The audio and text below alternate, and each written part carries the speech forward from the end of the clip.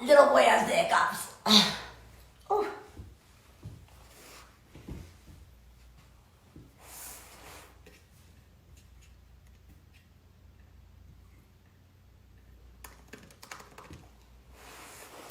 While we wait, here, come here, buddy.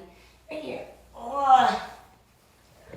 If you notice, I washed my hair, which I realized I had not washed my hair since Elton John. I never thought that would be a sentence that came out of my mouth. Oh, I haven't washed my hair since Elton John, which was like 10 days ago.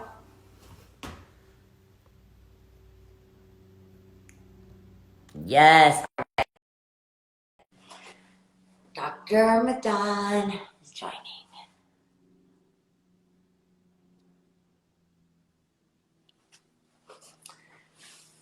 Okay. Syra Madon, connecting now. Hi.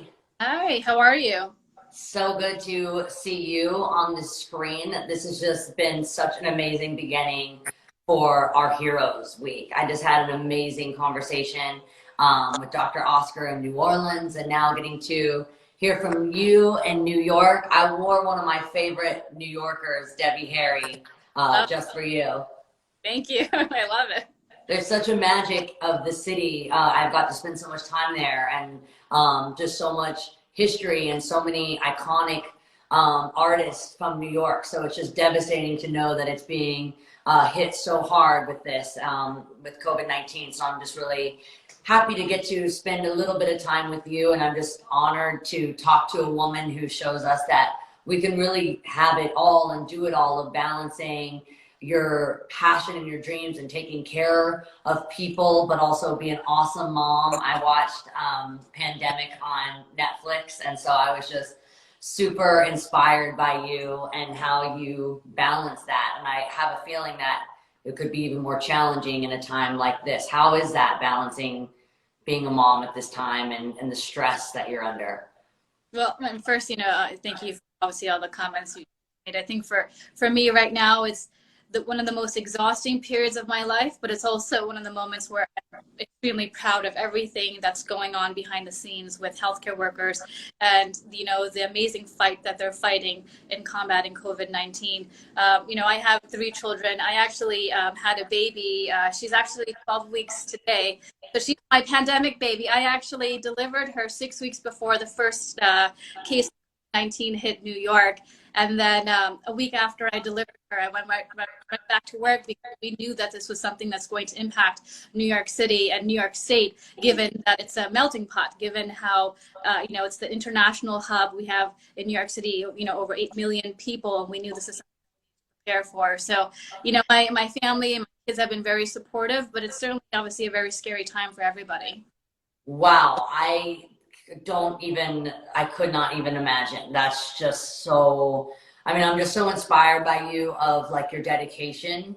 And I feel very taken care of knowing that you and people like you exist, for people like me, and keeping everyone safe and healthy, and just knowing that you're there makes all of us be able to just feel more protected. But it's still just a really terrifying time for everyone. I wanted to ask you, how do you stay inspired? Is it your family? How do you stay encouraged? And then what would you tell other fellow healthcare workers that may be watching now that are struggling during this time? How do you do it? How do you stay light?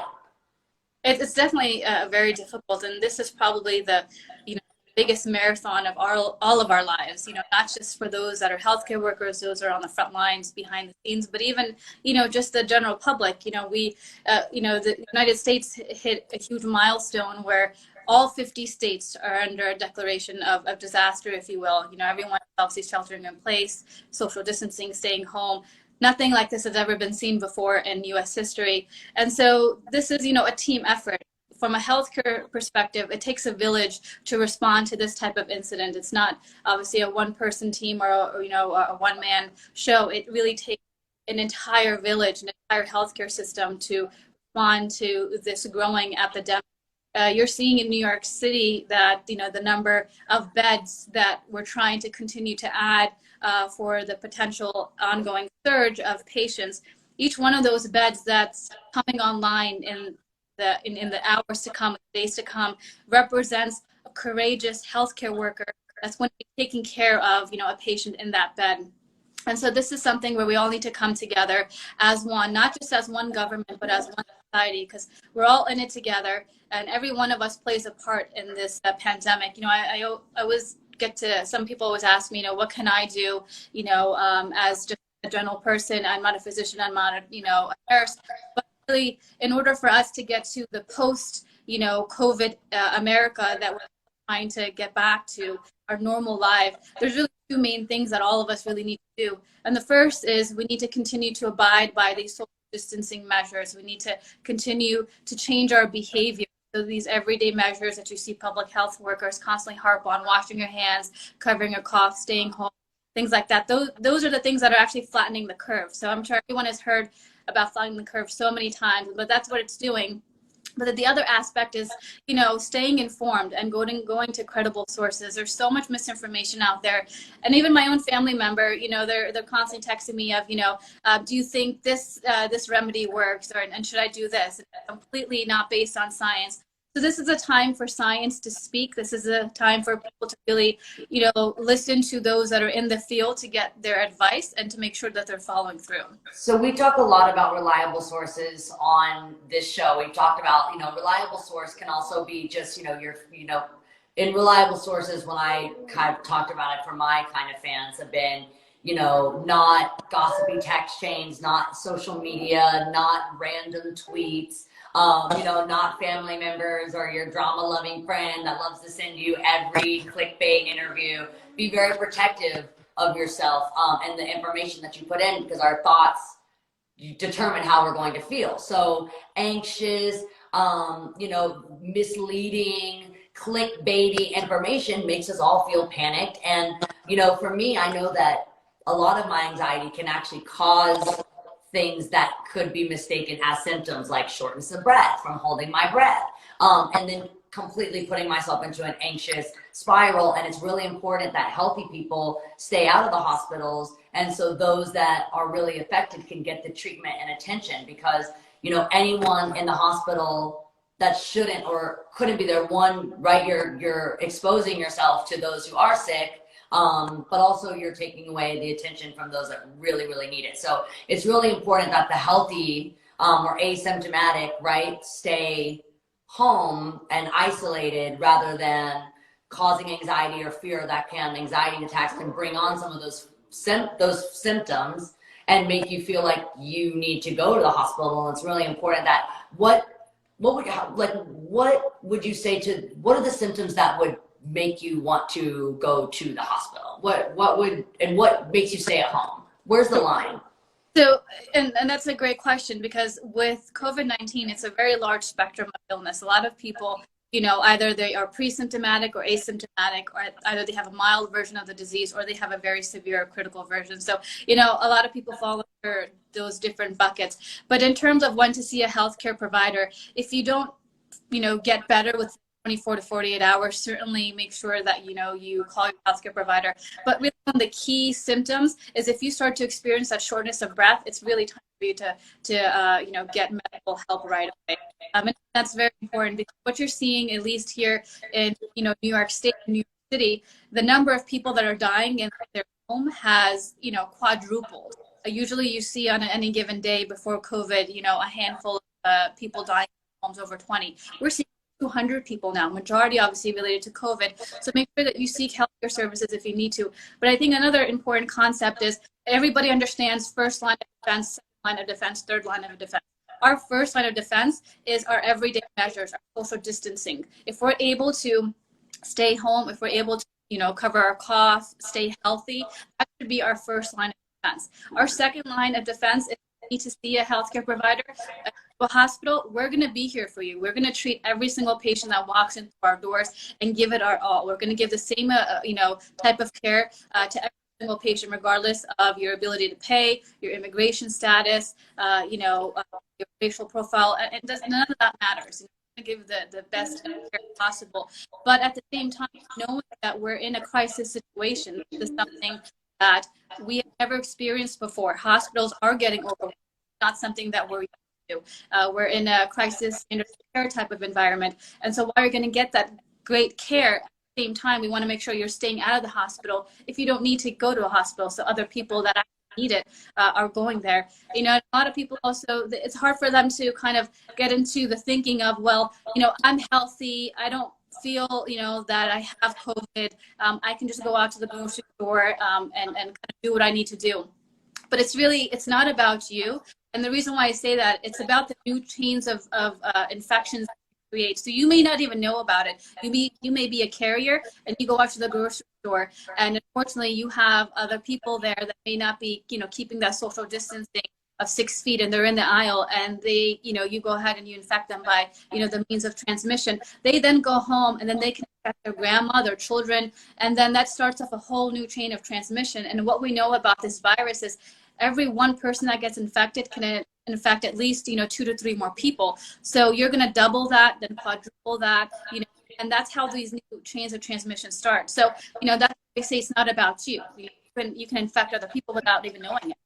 I was thinking a lot about, you know, I'm someone that I'm very like, I love people and I love meeting new people. I love talking to people. So this has been really challenging for me, who just loves to connect. So that's why I created this digital platform, so I can still do it. I can still feel like I can give you a hug and thank you without touching or putting you at risk. So there's just been a lot of ways that I've been trying to get creative that I feel like I could still make an impact on someone without having to get near them or put them at risk in any way. So one thing that I've been doing is like wearing really funny shirts that say funny things or have funny pictures on them to the grocery store, because it feels really weird we're not used to this society where like I'm supposed to keep my distance or not hold the door for someone, or it just feels, it's really hard to retrain yourself of what's appropriate. And you know, like even when I have done my essential shopping, which I try to keep to a minimum, it's like you almost really have to continue to remind yourself or write it down somewhere to say, make sure you're keeping your distance or whatever you need to do, because I feel like that's been the hardest thing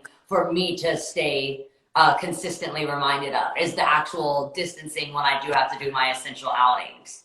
Yeah, and you're certainly not alone. I think, you know, a lot of us are in that social environment, or, you know, that person type, structure. And it's very hard, but, you know, this is where I think once we overcome COVID-19, and where there's going to be a light at the end of the tunnel, this is not something that's going to go on forever.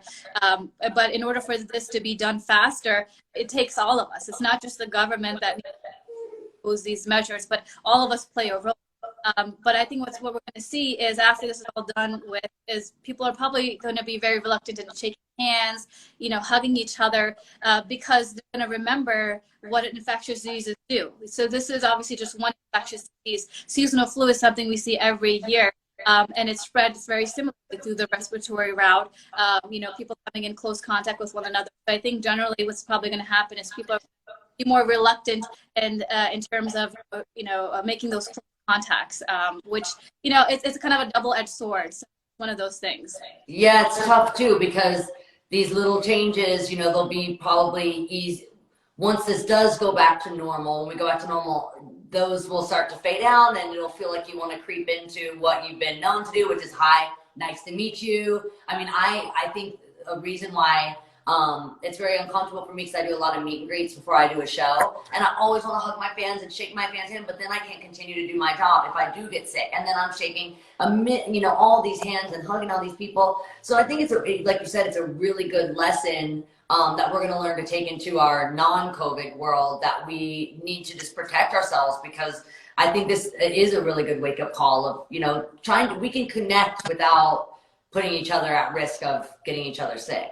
That's right. That's exactly right. The other thing that this virus is actually doing is, besides, you know, the effect it's having on people and the health and hospitals, you know, it's actually, you know, revealing the gaps and the weaknesses in our society in America. So you're probably seeing, you know, in the headlines of people that obviously are at higher risk of getting COVID-19, not just those with underlying health conditions. And unfortunately, in America, a lot of people have underlying health conditions, even obesity. We obviously have an obesity epidemic here. And this is a time for people to really look at themselves and see, I need to get myself in better shape, my health into better shape, because it's not just COVID-19, it's everything else that's down the line that can affect me.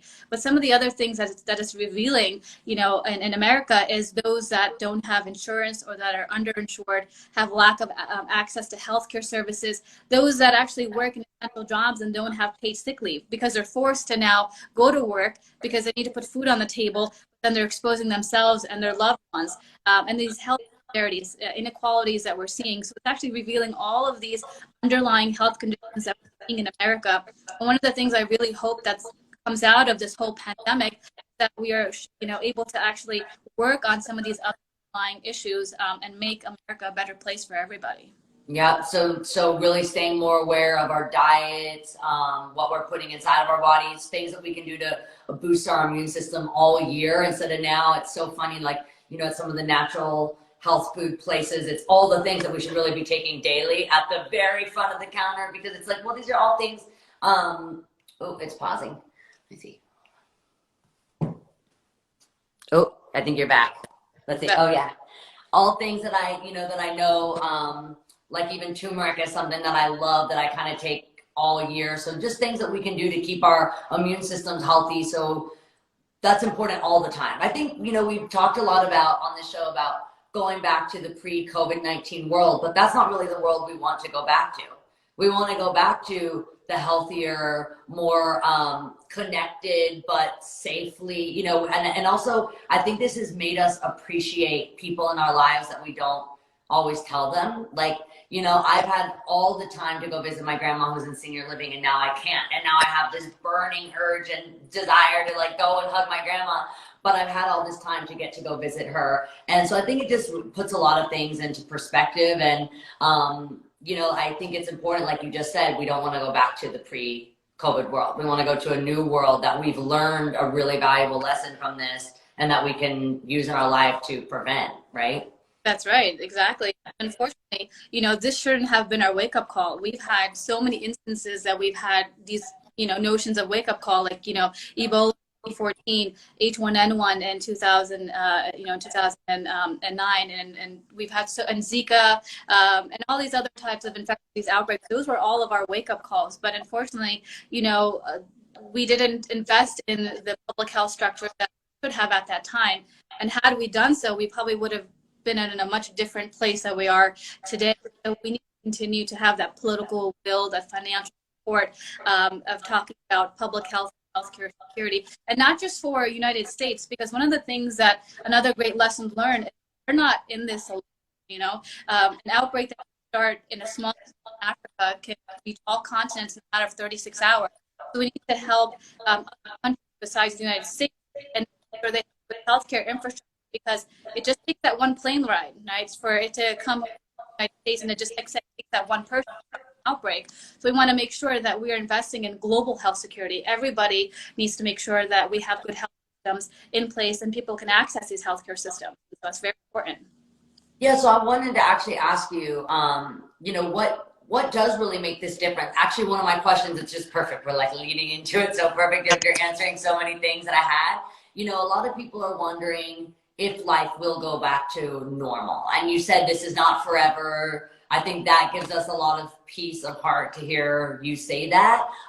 What is your advice, like, on timing and on the pace of this virus in the US and worldwide, since you mentioned that this is something that this is not just focused in the States, but worldwide? Yeah, so unfortunately this past week in the US entered a very grim milestone where we have, one of the most highest number of cases of COVID in the world. Based on what we've seen around the world, it's probably going to take the amount of time it took for us to reach our peak. It's probably going to take twice that same amount of time for us to actually come down from that peak. But it also depends on having that infrastructure in place in the United States. So we've probably heard a lot about testing and monitoring, and having a lot of those aggressive approaches. We don't actually have that yet. And so in order for us to have kind of that post-COVID era, we need to make sure that our governments and our public health institutions actually have the manpower to actually go in and do individual case-by-case contact tracing. And so right now, the measures we have in place is kind of a whole community approach. We put an entire community, under lockdown, if you will, and shelter in place. But in order for us to start foot off the pedal. We need to make sure we have an infrastructure in place where we're able to monitor patients, the individuals that actually have COVID, and then be able to isolate them, do contact tracing. And unfortunately, that's not have yet. So we need to invest in that. Right. You know, this actually brings me to my next question. That I watched Pandemic, How to Prevent an Outbreak on Netflix before all of this, and you were talking then about the importance of public health and prevention. What do you want to see change so we can be better prepared in the future and not have tragic loss of life and you know, and a massive impact on our healthcare system? What would you like to see? Absolutely, and that's the $1,000,000 question. What I would see is that we invest in preparedness, because I'm sure everybody knows of, you know, this quote is, you know, an ounce of prevention is worth a pound of cure. You know, that is so true, because if we invest in preparedness, it's really a fraction of the consequence that we're facing today. And the consequence is not just the lives lost, which is enormous, but it also has an impact on our behavioral health, has an impact on our economy. And so if we actually you know, invest in preparedness, and when I say invest in preparedness, you know, making sure that we have a public healthcare infrastructure and healthcare delivery infrastructure. Unfortunately, both of these two sectors have been taking a huge cuts for many, many years. And at the local level, this is where rubber meets the road. And so if we want to make sure we have a healthy community, we want to make sure that we're able to respond better, faster, and more efficiently for the next outbreak, which is inevitable. We're going to have another outbreak of whatever on the horizon. We need to make sure we are preparing for it today, investing for it today. So we need to continue to have, you know, these talks. And unfortunately, one of the things that happens at the governmental kind of level is that we have this injection approach. We have all this pot of money that goes into the response for COVID, and that once COVID is done, we take that money away, we take that expertise away, we take that staffing away, and then we're not preparing for the future outbreak. So we need to really prepare for this outbreak, or for infectious outbreaks that we prepare for war. You know, you have a reserve of military on hand, you have money, you have weapons. We need to prepare for infection like we prepare for war.